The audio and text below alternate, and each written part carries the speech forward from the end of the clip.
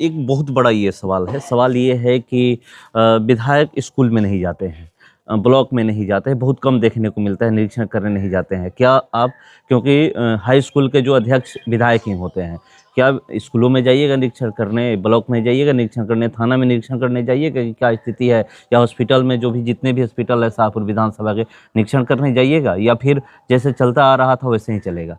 बहुत लोग ये एलिगेशन लगता रहता है विधायकों पे कि यहाँ से वोट नहीं मिला है तो वहाँ पे काम नहीं होता है, यहाँ से इस गांव से वोट नहीं मिला है, कम वोट मिला है तो इसलिए हम वहाँ पे काम नहीं देंगे। ये सब नहीं ना रहेगा देश की भावना कि नहीं यहाँ पर वोट नहीं मिला है तो जो वोट नहीं दिए हैं उनके गांव में काम कम दिखेगा, जो वोट किए हैं उन्हीं के गांव में काम दिखेगा। तो जब तक इलेक्शन चला एक शब्द पूर्व विधायक बोलते रहे कि अपराधी पुत्र, ये कितना मतलब प्रभाव डाला? नहीं, कोई प्रभाव नहीं डाला है। प्रभाव तो परिणाम तो आपके सामने है। लेकिन हम कई बार, अरे विश्वेश्वर ओझा कौन थे, क्या थे, नहीं थे, किसे छुपा हुआ है, वो नहीं जानते हैं।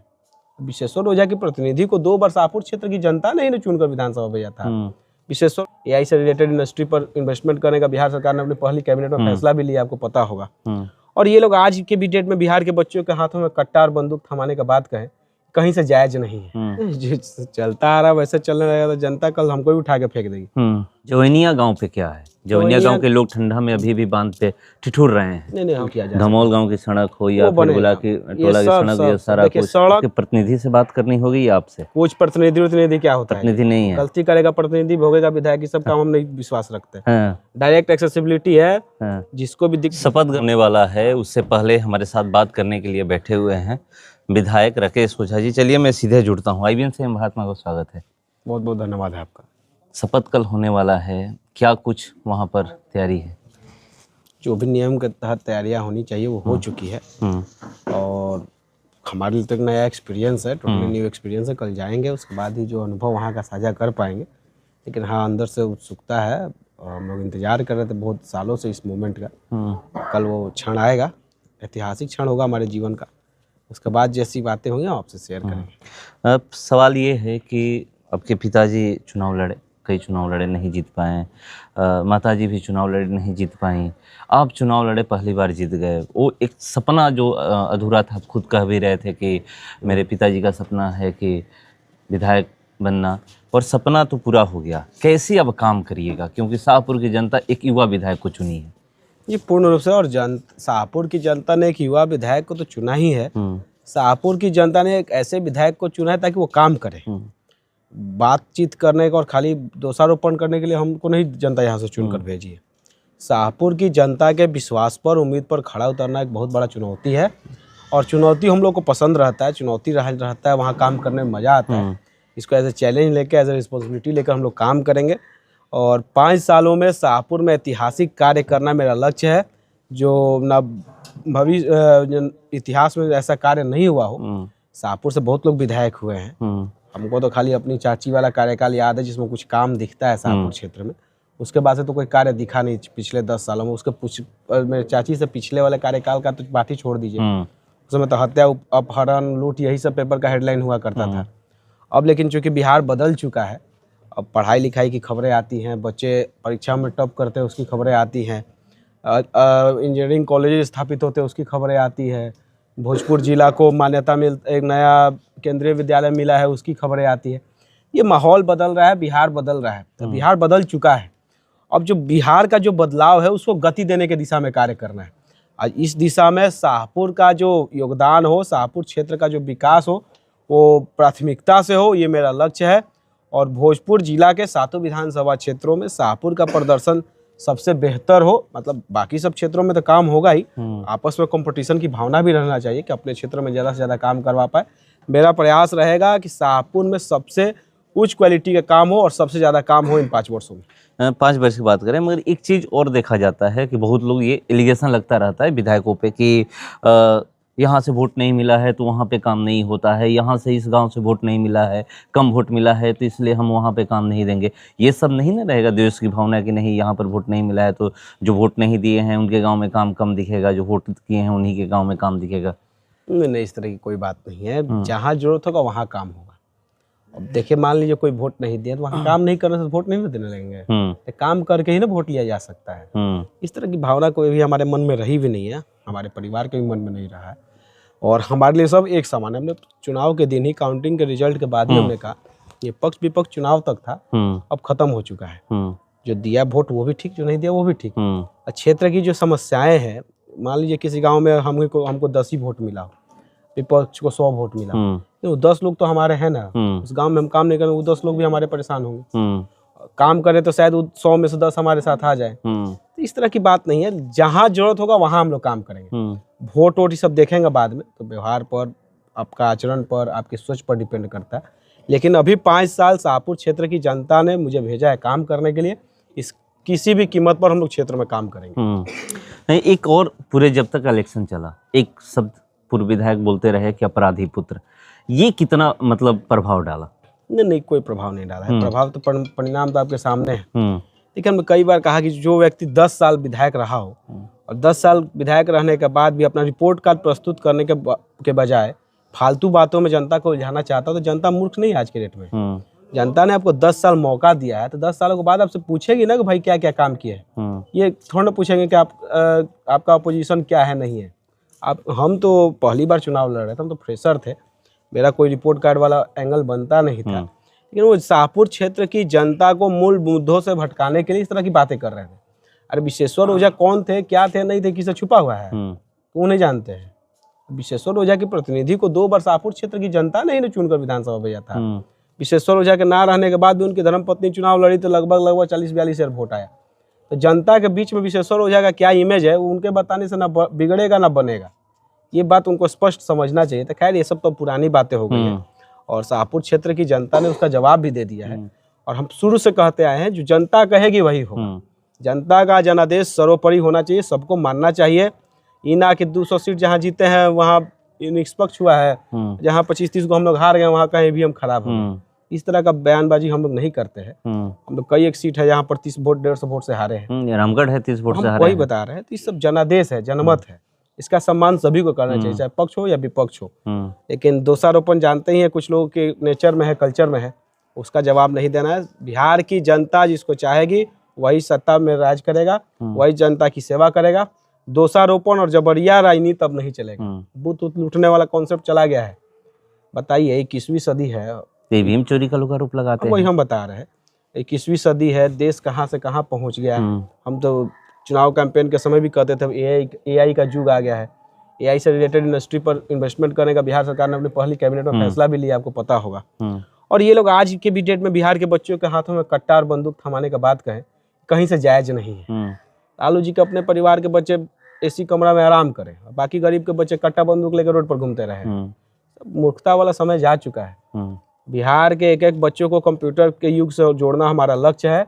हर एक घर परिवार में जिस दिन एक एक कंप्यूटर लैपटॉप दिखने लगा, उस दिन लगेगा हाँ सही मायने में बिहार विकास कर रहा है। अगर बात करें तो एक बहुत बड़ा ये सवाल है। सवाल ये है कि विधायक स्कूल में नहीं जाते हैं, ब्लॉक में नहीं जाते हैं, बहुत कम देखने को मिलता है, निरीक्षण करने नहीं जाते हैं। क्या आप, क्योंकि हाई स्कूल के जो अध्यक्ष विधायक ही होते हैं, क्या स्कूलों में जाइएगा निरीक्षण करने, ब्लॉक में जाइएगा निरीक्षण करने, थाना में निरीक्षण करने जाइएगा कि क्या स्थिति है, या हॉस्पिटल में जो भी जितने भी हॉस्पिटल है शाहपुर विधानसभा के, निरीक्षण करने जाइएगा, या फिर जैसे चलता आ रहा था वैसे ही चलेगा?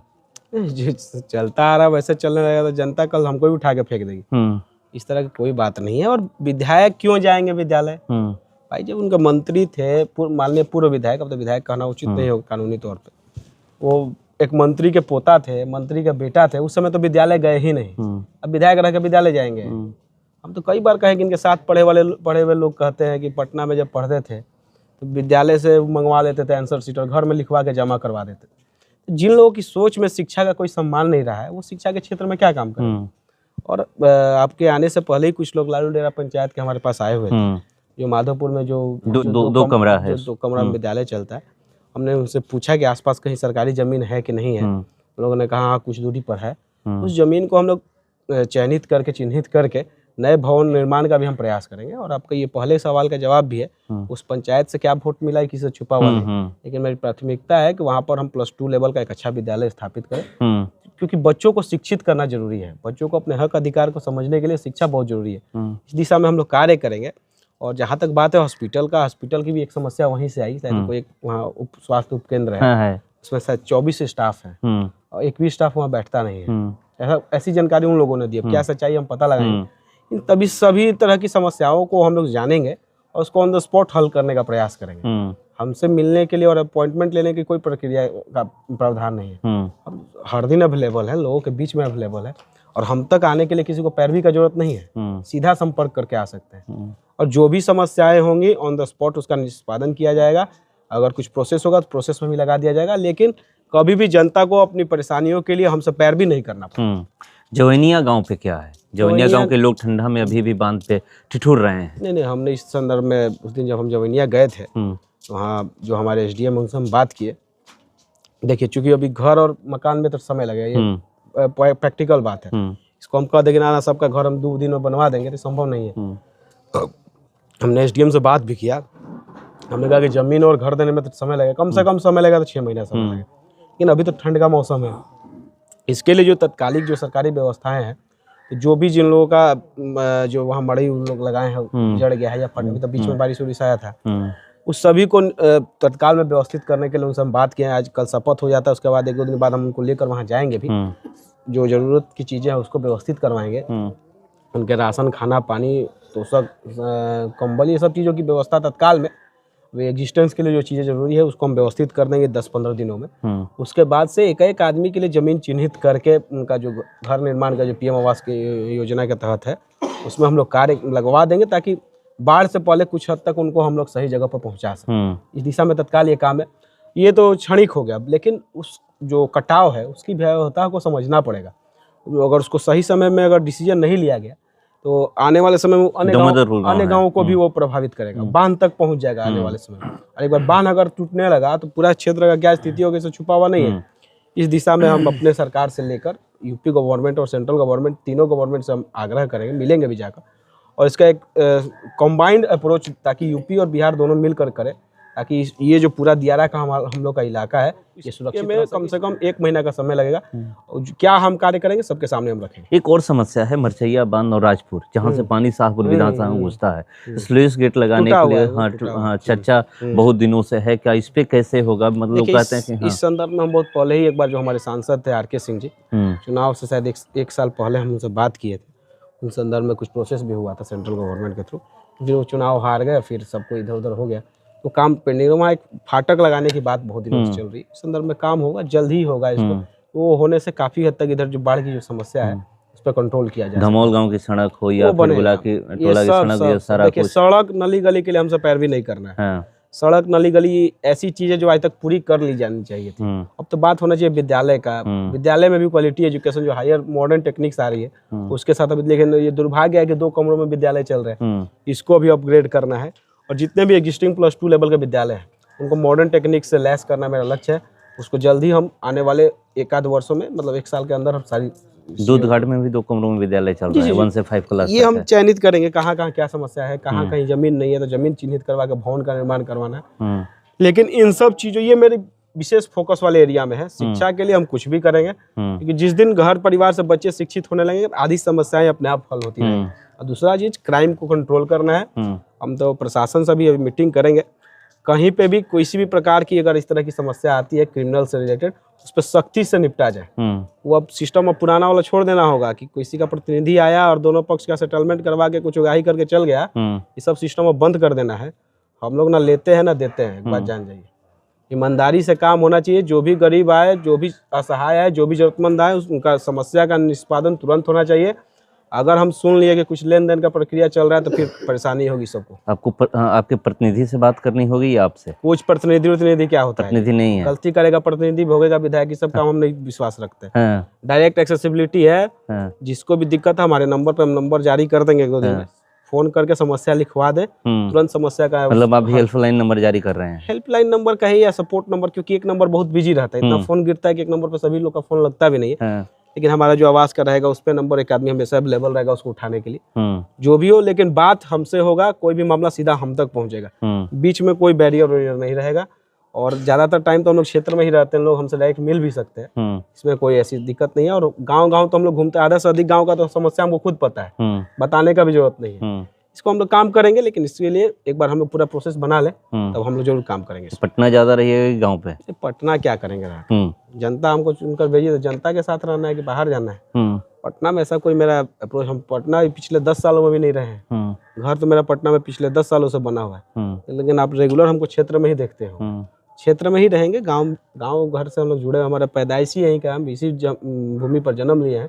इस भूमि को संवारना मेरा लक्ष्य है और काम करना सबसे बड़ी प्राथमिकता है। और हम लोग की पार्टी की भी सोच और पार्टी का निर्देश भी है कि ज़्यादा से ज़्यादा दिन लोगों के बीच में रहना है, लोगों की समस्याओं को दूर करना है, और इस दिशा में हम लोग काम करेंगे। एक आखिरी सवाल है, पवन सिंह को लेकर के बड़ी चर्चा हुई और पहला जो प्रचार प्रसार करने आए थे, आप ही के लिए प्रचार करने आए थे, उनका कितना प्रभाव रहा? अच्छा प्रभाव है। आप तो देखे ही उनके आने से मेरे पूर्व विधायक जी को कितनी बौखलाहट हुई थी, तरह तरह का अनाप शनाप बयान दे रहे थे।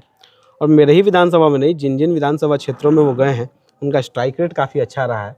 लगभग 43-44 विधानसभा में गए थे, 41-42 जीत कर आए हैं। कुछ किसी व्यक्ति का लक्षण बहुत शुभ होता है, इसी कार्य में किसी को लगा दीजिए। हम लोग चूंकि सनातन संस्कृति धर्म को चीज को मानने वाले लोग हैं, तो उनका आगमन शुभ रहा है। कई जगहों पर सुखद परिणाम आए हैं, और सिर्फ भाजपा के ही प्रत्याशियों के लिए नहीं, एनडीए के पूरे प्रत्याशियों के लिए उन्होंने मेहनत की है। जगदीशपुर भी गए थे। उनको जितना धन्यवाद दिया जाए वो कम है, और ऐसे लोगों की जरूरत है पार्टी को भी, समाज को भी।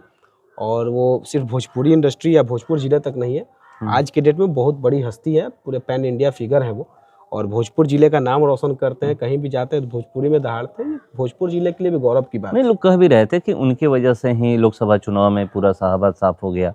अरे देखिए, लोग बहुत कुछ कहेंगे, अभी नहीं बोलेंगे कि पूरा शाहबाद जीत गए हैं इस बार, 2-3 को हारे हैं। कुछ लोग हैं कि हर चीज में निगेटिविटी खोजते हैं, ऐसे लोगों को बात पर ध्यान नहीं देना है। पवन सिंह हमारी पार्टी के एक कर्मठ कार्यकर्ता नेता है, और उससे भी बड़ी बात वो एक सिनेमा जगत के या कलाकारी के क्षेत्र के एक अव्वल दर्जे के कलाकार हैं, सम्मानित कलाकार हैं। उनका सम्मान होना चाहिए, और किसी ये फालतू बातें जो लोकसभा और ये सब वाली बातें, उसको भूल जानी होगी। पुरानी बातें हो चुकी है। अभी भविष्य को आज मौजूदा प्रेजेंट को देखते हुए फ्यूचर के बारे में सोचना है, और शाहबाद और बिहार के पूर्ण विकास पर हम लोगों को फोकस करना है। ठेहा क्या है? सब ठेहा हुआ हम नहीं जानते, इतना भोजपुरी हमको नहीं आता है। भोजपुरी का तो एक से ठेठ से ठेठ भाषा हम जानते हैं। ये ठेहा हुआ, अब जो ठेहा खबर गया, ये हो गया। पूर्व विधायक जी का एक बयान था। देखिए, जो परिस्थिति बस जीत कर आते हैं, वो हमेशा कुछ ना कुछ कारण खोजते हैं। लोकतंत्र का एक ही मूल मंत्र है जीतने का, कि भाई जनता की सेवा कीजिए। जनता जिसको चाहेगी वही जनप्रतिनिधि होगा। आपके हमारे किसी के भी जोर जबरदस्ती करने से कोई जनप्रतिनिधि नहीं बनने वाला है। जो जनता की दिल को जीतेगा वही जनता उसको जिताकर यहाँ से भेजेगी विधानसभा। तो चलिए, जो जनता के बीच रहेगा वही जीतेगा, और एक सबसे बड़ी बात बोले कि प्रतिनिधि कोई नहीं होता है, हम ही है सब कुछ। जिनको भी काम होगा डायरेक्ट हमसे बात होगी, और ये बहुत बड़ी बात है। फिलहाल इसका इतना ही। बने रहिए हमारे साथ। नमस्कार।